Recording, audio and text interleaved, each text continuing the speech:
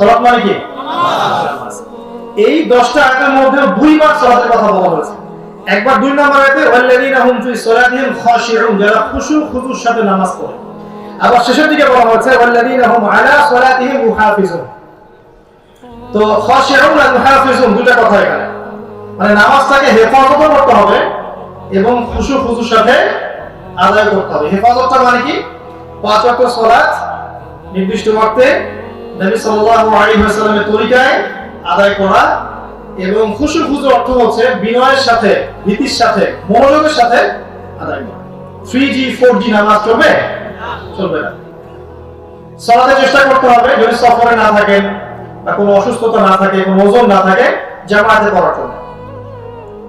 আর যদি কোনো ওজন থাকে, সফরে আছেন, কোনো অসুস্থ আছেন, ওজন আছে, সেটা আলাদা কথা। সালাতটাকে হেফাজত করা। আমি কয়েকটা টিপস বলছি। সালাতের অর্থ যদি বুঝতে পারি, আমরা সালাতে কি পড়ছি, যে তাকবীর, তাহরিমা, সানা, সূরা ফাতিহা, আরেকটা সূরা, তাশাহুদ, রুকু, তাসবিহ, সুজুদ, তাসবিহ, এগুলোর অর্থটা যদি আমরা জানি, বুঝি, নামাজে মনোযোগ বাড়বে না কমবে? বাড়বে ইনশাআল্লাহ। এটা একটা টিপস। একটা টিপস হচ্ছে নামাজটাকে আপনি অন্য সমস্ত কাজের উপরে অগ্রাধিকার দেন। অন্য সব কাজ পরে, নামাজটা কি আগে।